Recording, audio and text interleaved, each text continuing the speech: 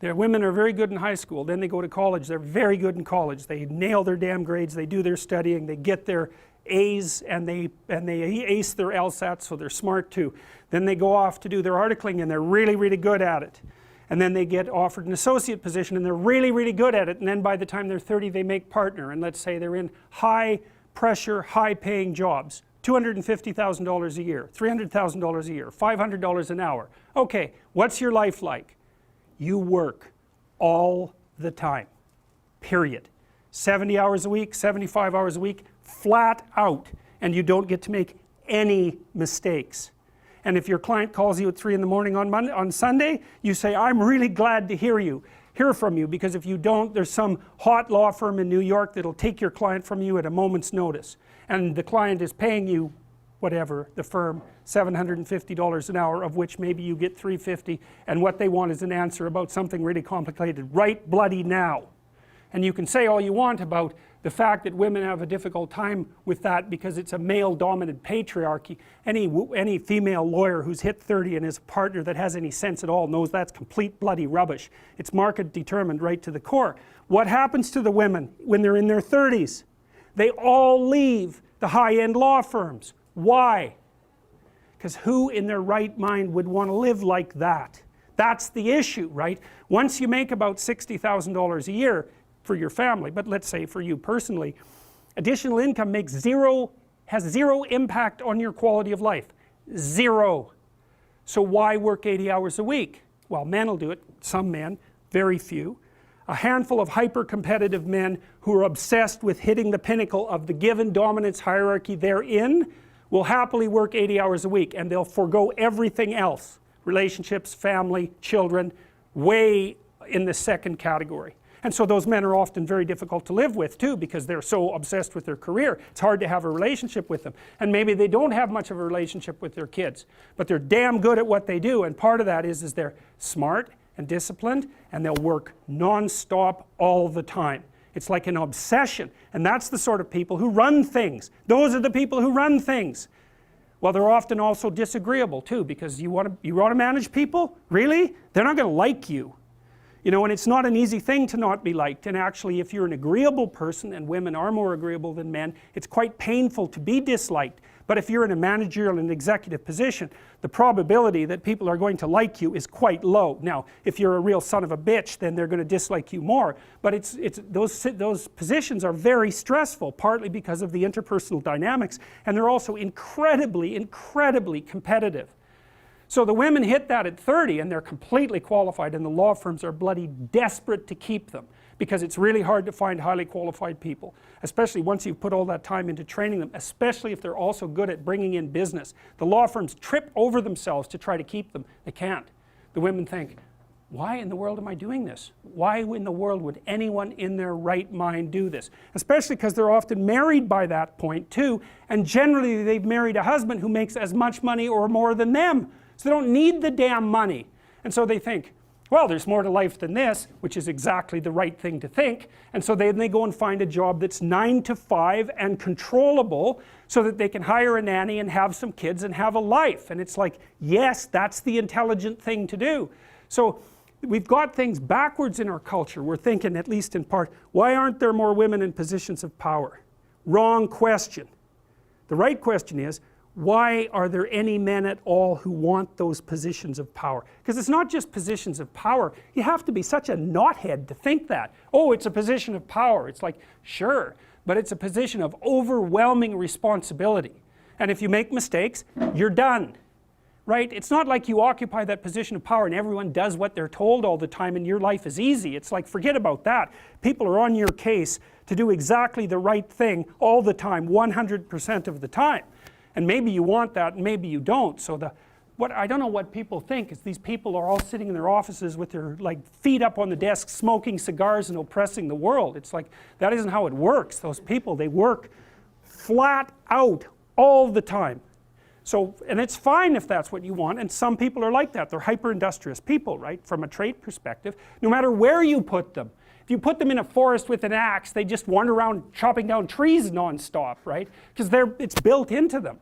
But if you want to have a balanced life, and you should want that, you know, because the other thing you'll find, and this is God's gospel truth, is that the older you get, if you have any sense at all, the more important your family is to you. Like the utility of your career, maybe that peaks around 35 or 40 and it starts to decline pretty rapidly after that. And what happens, if you're fortunate, you have someone in your life that you love, that you've woven yourself together with, and you have some kids so that you have something to do from the time you're 50 till the time you're 80. And so it's a real mistake. It's a barren future without children, man, I can tell you that. It's a real mistake. And so we do a terrible job of say, putting that image forward and saying, well, yeah, now, you know, because women have access to the birth control pill now and can compete in the same domains as men, roughly speaking, there is a real practical problem here. It's partly an economic problem now, because when I was roughly your age, it was still possible for a one-income family to exist. Well, you know that wages have been flat, except in the upper 1% since 1973. Why? Well, it's easy. What happens when you double the labor force? What happens? You have the value of labor. So now we're in a situation where it takes two people to make as much as one did before. So we went from a situation where women's career opportunities were relatively limited to where they were relatively unlimited and there were two incomes, to where, and so women could work, to a situation where women have to work and they only make half as much as they would have otherwise. And now we're going to go into a situation, this is the next step, whereas women will work because men won't. And that's what's coming now. So there was an economist article showing that 50% now of boys in school are having trouble with their basic subjects. And you look around you in universities, you can see this happening. I've watched it over decades. I would say 90% of the people in my personality class are now women. There won't be a damn man left in university in 10 years, except in the STEM fields. And it's a complete bloody catastrophe. And it's a catastrophe for women, because I don't know where the hell you're going to find someone to have a, you know, to marry and have a family with if this keeps happening. So, and you think when you're 19, because you're so clueless when you're 19, you don't know a bloody thing, you think, well, I'm not really sure I want children anyways. It's like, oh yeah, you tell how well you've been educated. Jesus, dismal, dismal. Without fail, I got to tell you, without fail, I've watched women go through their professional careers, many, many of them. It's a very rare woman who at the age of 30 doesn't consider having a child her primary desire. And the ones that don't consider that, generally, in my observation, there's something that isn't quite right in the way that they're constituted or looking at the world. Sometimes you get women who are truly non-maternal, you know, by temperament. They have a masculine temperament, disagreeable, they're not particularly compassionate, they're not maternal, they're not that interested in kids. Fair enough, man. But there aren't that many of them, and there's plenty who will not admit to themselves that that's what they most desperately want. Do you think women would be better off if they had kids earlier, focused on a career, say in their 30s? Who knows? Like it really is a problem. That seems like a more rational decision to me. Yeah, it's a really tough one. I don't think anybody knows the answer to that, because I mean, if you're 35 and your kids are, say, 10, 11, yeah, then you can go get a bachelor's degree, get your master's. well, It seems more easy that way yeah, than having the career first and then trying to raise young kids. yeah, I can't answer that, because I've seen women do a good job of it both ways. And you do get the odd woman who manages a high-powered career and kids, but Jesus, those women, man, like they buy more powerful microwaves because it'll take 45 seconds to cook the food instead of a minute. And I'm not kidding. It's like they're up at 5, they exercise for half an hour, they make breakfast, they get their kids ready to work, they go to work, they work 14-hour days, flat bloody out, they come home and work for another 2 hours to get their kids organized, they have a nanny to help them out, and then they work for 2 more hours before they go to bed at like 1, and then they're up at 5 and they do that again.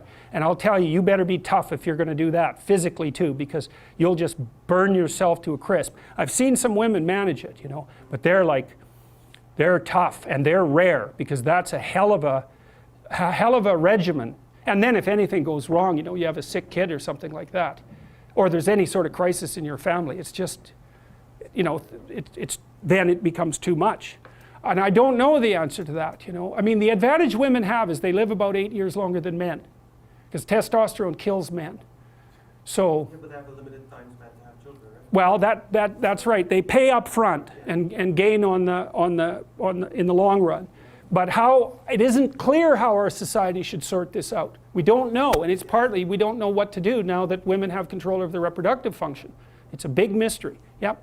I don't have an answer to that either, but I think from a practical aspect, and this goes for both men and women, even if women were to enter the workforce later on, they'd be at competition with people who are younger, and that's always a conflict in the workforce. Like people are always hiring younger talent because of how long they can be in the workforce. Yeah. Yes, well, and the thing is, young stupid people have the advantage of being young.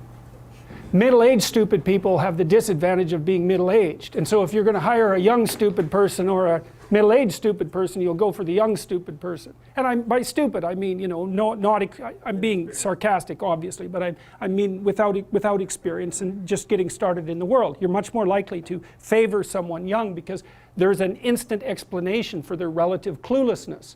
And it's a problem, you know. So I don't know what the answer is, but one answer certainly is, at least in part, is to start letting young women know what being 30 and being female is like, and also to disabuse them of the notion that there's something magical about a career. First of all, most people don't have careers, man. They have jobs.